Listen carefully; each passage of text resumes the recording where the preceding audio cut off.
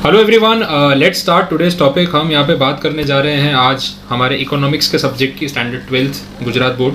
ठीक है, इकोनॉमिक्स का हमारा चैप्टर चल रहा था, चैप्टर नंबर 11, और कुछ इमर्जिंग इश्यूज़ की बात हो रही थी। और सेकेंड पार्ट जो है इसका, दैट इज़ रिगार्डिंग अर्बनाइजेशन। अब इससे पहले जो टॉपिक हमने देखा, अर्बनाइजेशन से पहले वहाँ माइग्रेशन की बात हो रही थी, और माइग्रेशन पे सारे पॉइंट्स हमने डिस्कशन में ले लिए थे। आई होप आपको क्लियर हुए होंगे।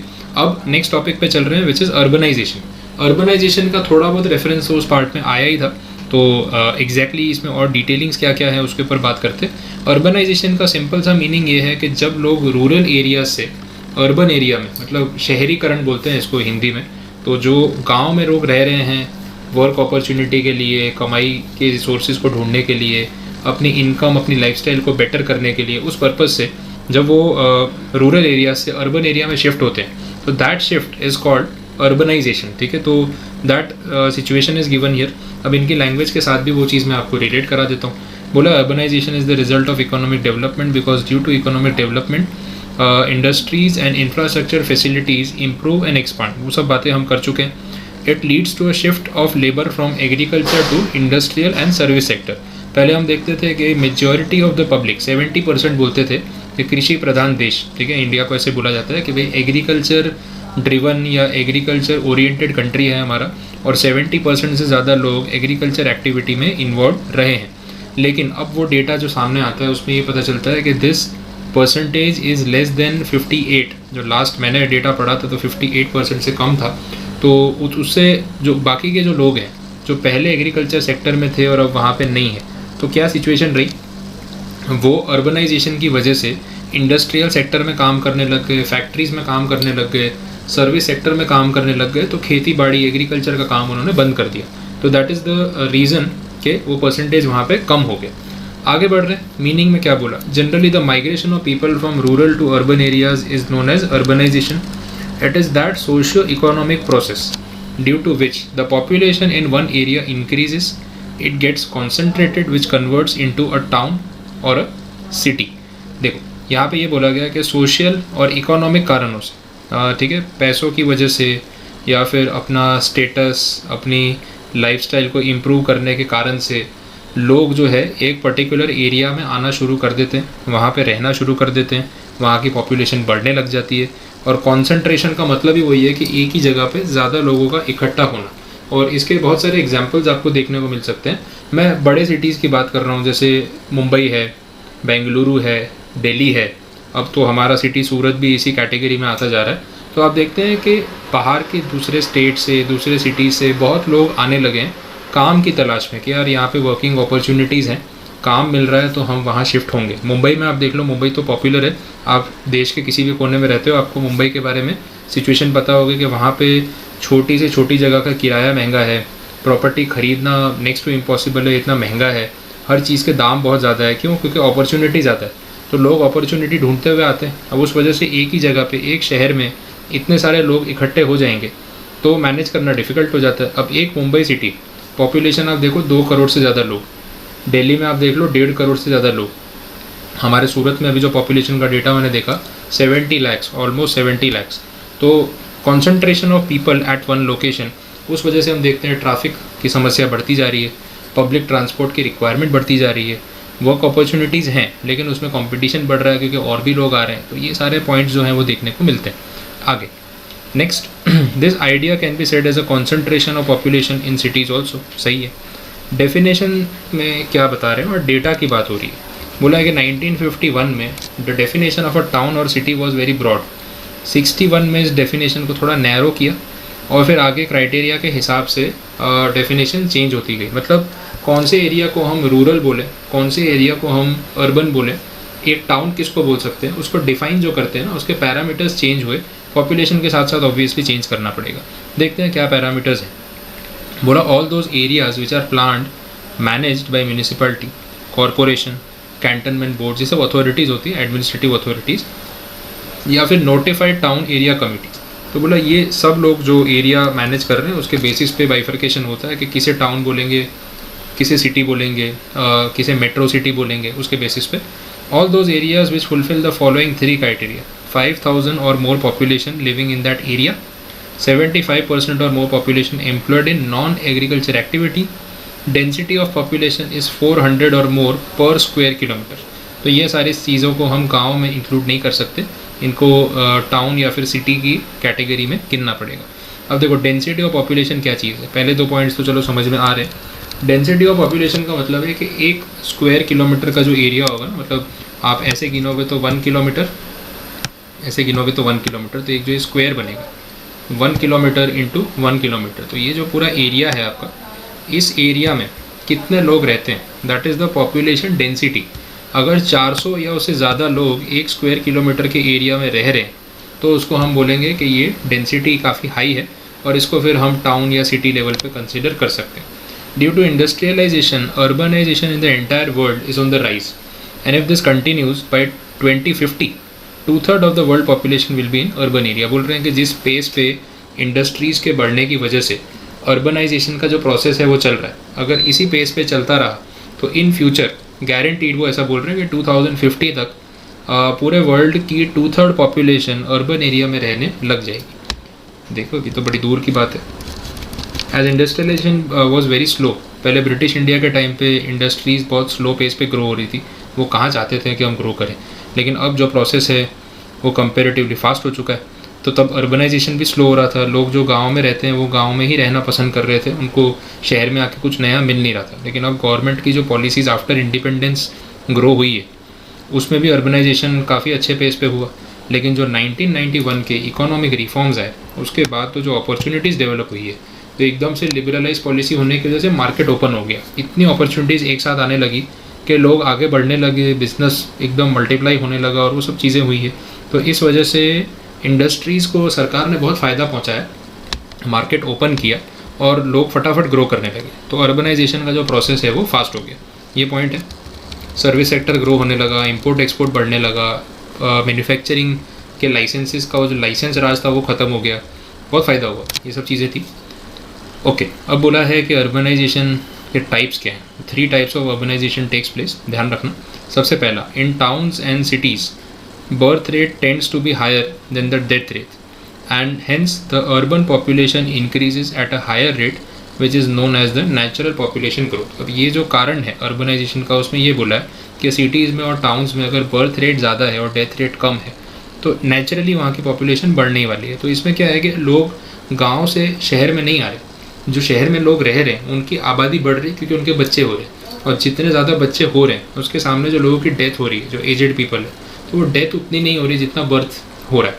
तो बिकॉज ऑफ दैट ऑर्गेनिकली वो पॉपुलेशन धीरे धीरे ग्रो होने वाली है।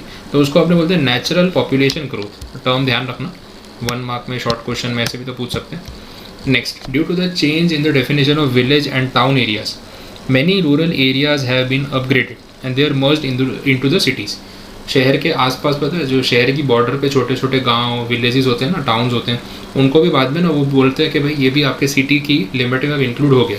हमारे सूरत शहर के आसपास बहुत सारे छोटे छोटे टाउन और विलेजेस ऐसे रहे हैं जो पहले सूरत की बाउंड्री में काउंट नहीं होते थे, मतलब सूरत के बाहर थे, बट अब म्यूनिसिपल अथॉरिटी का पावर बढ़ता जा रहा है या रेंज बढ़ती जा रही है, बिकॉज पॉपुलेशन बढ़ रही है, तो उनको सबको भी सूरत में ही काउंट कर रहे हैं, तो हमारे सिटी की रेंज बढ़ती जा रही है। तो that is also possible. Okay, बोला यहाँ पे देखो एग्जाम्पल में भी अहमदाबाद, बड़ौदा, सूरत, राजकोट एट्सेट्रा ये सब बोला हुआ है। ओके, आपके सिटी या आपकी लोकेशन के आसपास भी ऐसे ये कोई ना कोई सिटीज़ में से तो होंगे गुजरात में, तो आपको इसका थोड़ा बहुत आइडिया होगा। There is large scale migration of people from rural to urban, ये तो हो ही रहा है। तो या तो सिटी की लिमिट्स बढ़ा दी जाए, या नेचुरली जो सिटी में रह रहे हैं वो उनकी पॉपुलेशन बढ़ती जाए ड्यू टू बर्थ रेट, या फिर तीसरा ये है कि लोग माइग्रेट कर करके शहर में आना शुरू करते हैं। तो ये तीनों में से कोई भी रीज़न होगा तो उस वजह से अर्बनाइजेशन बढ़ने वाला है। ओके, ये डेटा है आपके सामने, बोले अर्बनाइजेशन का ट्रेंड क्या है, कितने लोग अर्बन पॉपुलेशन में काउंट होते आए हैं, हर 10 साल के सेंसस के हिसाब से डेटा दिया हुआ है। आप देख सकते हो परसेंटेज ऑन द राइज है, कभी भी डाउन नहीं गया। Okay, done. Next, effect of urbanization, बोला है कि अर्बनाइजेशन के प्रोसेस में India is only second to China, मतलब चाइना जो है उसके कंपैरिजन में इंडिया सेकंड आता है, और वहाँ पे जो अर्बनाइजेशन का रेट है उसके बाद सबसे फास्टेस्ट हमारा है। तो at present it can be said that urbanization is taking place at a faster rate which indicates a fast rate of development. तो ये एक पॉजिटिव साइन की तरह भी हम ले सकते हैं, लेकिन इसके कुछ इफेक्ट्स हैं, वो इफेक्ट्स क्या है वो समझ लेते हैं। ओके, तो सबसे पहले इफ़ेक्ट्स ऑफ अर्बनाइजेशन में जो पॉजिटिव इफ़ेक्ट्स हैं उनकी बात कर लेते हैं। क्या प्लस पॉइंट्स हैं? इंफ्रास्ट्रक्चर फैसिलिटीज़ जो है वो इंक्रीज़ भी होंगी, बेटर भी होंगी। तो ऑब्वियसली ये सही बात है, बिकॉज जब इतने सारे लोग सिटी में रहने आ जाएंगे और एक जगह को डेवलप करना शुरू करेंगे तो वहाँ पे better education facilities, health facilities, banking system, transportation की फैसिलिटीज़, जैसे सिटी बड़ा हो रहा है तो वह मेट्रो रेल आ रही है, BRTS की फैसिलिटी स्टार्ट हो रही है, कैब्स अवेलेबल हो गई हैं, ऑटो रिक्शाज एंड ऑल है, वेरियस मोड ऑफ ट्रांसपोर्ट आपके पास अवेलेबल होते हैं। तो ये एक प्लस पॉइंट रहेगा। दूसरा, रिडक्शन इन पॉवर्टी। ऑब्वियस है, जब अपॉर्चुनिटीज़ बढ़ेंगी तो आप और मैं सभी अच्छे से काम करेंगे, पैसे कमाएंगे, तो सबके लिए अच्छा होगा। तो पॉवर्टी रिड्यूस करने के लिए ही तो लोग शहर में आए थे। कल्चरल डेवलपमेंट, ओके, ये भी होगा। कल्चरल डेवलपमेंट का मतलब ये है कि एजुकेशनल फैसिलिटीज़ जब बढ़ेंगी तो लोगों का एजुकेशन लेवल बढ़ेगा, पढ़ाई लिखाई करके कुछ सीखेंगे, काफ़ी चीज़ों के बारे में जानेंगे। जब हम पढ़ते हैं तो बहुत सारी नई नई चीज़ें सीखते हैं, अपनी सोसाइटी के बारे में, कल्चर के बारे में, इकोनॉमिक्स के बारे में, हमारी हिस्ट्री और बाकी जो चीज़ें हैं, होली बुक्स के बारे में बहुत कुछ सीखते हैं। तो हमारा कल्चर भी डेवलप होता है, पर्सनैलिटी डेवलप होती है, सही गलत की जो पहचान होती है वो हमारी इंप्रूव हो जाती है। तो that is a plus point. Okay, फिर अल्ट्रा मॉडर्न हेल्थ फैसिलिटीज़, अच्छे बड़े बड़े हॉस्पिटल्स आप देखते हो बड़े बड़े सिटीज़ में होते हैं। कितने लोग जहाँ पे गाँव में अच्छी फैसिलिटीज़ नहीं होती तो उनको इलाज के लिए फिर बड़े शहर में आना पड़ता है, तो फैसिलिटीज़ आपको वहाँ पे मिल सकती है। सोशल इफ़ेक्ट्स, थिंकिंग थोड़ी सी मॉडर्न हो जाती है ना, बहुत सारी चीज़ें, सुपरस्टिशंस, थोड़ा बैकवर्ड सोचना, प्रोग्रेसिव ना सोचना। बैकवर्ड का मतलब ये नहीं है कि जो अपने सोचते हैं सब बैकवर्ड, ऐसा नहीं, लेकिन प्रोग्रेसिव ना सोचना कि जो चीज़ दुनिया के आगे बढ़ने के लिए ज़रूरी है आप उस चीज़ को कंसिडर नहीं कर रहे हो, तो वो चीज़ जो है गलत हो जाती है। तो मॉडर्न थिंकिंग डेवलप होती है जब आप सिटी में आके रहने लगते हो, सब पढ़े लिखे लोगों के बीच में रहते हो, आप खुद अपने आप को इम्प्रूव करने की कोशिश करते हो, तो वो अच्छी बात है। डिसेंसी, वर्ड्स का सिलेक्शन, अपने आप को प्रेजेंट करना, क्या बोलना है क्या नहीं बोलना है, किससे कैसे बात करनी है, बहुत सारी चीज़ों में फ़र्क आ जाता है। स्टैंडर्ड ऑफ लिविंग अपना इम्प्रूव हो जाता है, वैसा है। Next, negative effects, income inequality. हाँ, ये होता है। अब बड़े शहर की जैसे अपने बात कर रहे हैं, अब मुंबई जैसा शहर है तो 2.5 करोड़ लोगों की पॉपुलेशन है, तो क्या 2.5 करोड़ लोग एक जैसा पैसा कमा रहे हैं क्या? नहीं। आप देखोगे वहाँ पे इतने बड़े बड़े बंगलोज़ हैं, इतने सेलिब्रिटीज़, बिजनेसमैन के बड़े बड़े बंगलोज़ हैं, तो वहाँ पे इतने बड़े एरिया में 4-5 लोगों का फैमिली रह रहा है। और दूसरी जगह हम देख रहे हैं कि छोटी छोटी जगहों पे पूरा पूरा फैमिली रह रहा है, एक कमरे जितनी जगह भी नहीं। तो वो इनकम इनइक्वालिटी जो है वो रहने ही वाली है। उसमें ऐसा नहीं किसी की गलती है या कुछ है, बट दिस विल एग्जिस्ट, वो होने ही वाला है। हर कोई एक जितना पैसा तो नहीं कमा सकता। सोशल इनइक्वालिटीज़ भी हो जाती है, जैसे इनकम के बेसिस पे है तो वो रिच और पुअर, एजुकेटेड, अनएजुकेटेड, ये वो ऐसे सब डिफरेंसेस आने ही वाले हैं। स्लम ड्वेलिंग हो जाता है, क्योंकि जब महंगे शहर में आप रहने जाते हो और आप उतना पैसा नहीं कमा पाते हो तो स्लम एरियाज़ डेवलप हो जाते हैं, जो झुग्गी झोपड़ियाँ आपने बोलते हैं वो डेवलप हो जाती है, छोटे छोटे मकान बन जाते हैं। और मकान मतलब पक्के मकान नहीं, कच्चे मकान, तो फिर वो स्लम एरिया बन जाता है, क्योंकि उसमें ड्रेनेज, पानी की फैसिलिटी, साफ़ सफाई, वो सब अगर मेंटेन ना हो पाए तो that will be a big problem. तो ये एक इशू है। लॉ एंड ऑर्डर मेंटेन करना, क्योंकि पॉपुलेशन बहुत ज़्यादा है, कितना कंट्रोल करेंगे, तो वो मैनेजमेंट डिफ़िकल्ट होता है, ट्रैफिक की समस्या बढ़ जाती है। इंफ्रास्ट्रक्चर फैसिलिटी बहुत है, ऐसा नहीं कि नहीं है, बट जितनी भी बना लो पब्लिक उससे ज़्यादा आ रही है, तो उस वजह से क्या और ऐसे ही लगता है कि इंफ्रास्ट्रक्चर की फैसिलिटी की कमी है। एक्चुअली में कमी नहीं, लेकिन क्योंकि पॉपुलेशन बढ़ती जा रही है, जितना भी कर लो वो कम पड़ रहा है। Problem of environmental pollution, concentration of people, more traffic, more vehicles, more construction, industries एक साथ कॉन्सेंट्रेट होना, पॉल्यूशन बढ़ने वाला। तो ये सारी चीज़ें नेगेटिव एस्पेक्ट्स में आती हैं, ये हमें समझना है। अर्बनाइजेशन के प्रॉब्लम्स को कैसे सुधारें? ऑब्वियसली जब प्रॉब्लम है तो सॉल्यूशन होना चाहिए, तो उसका भी आंसर है। ये एक पूरा आंसर हो जाएगा कि what are the measures to be taken to reduce the problems of urbanisation.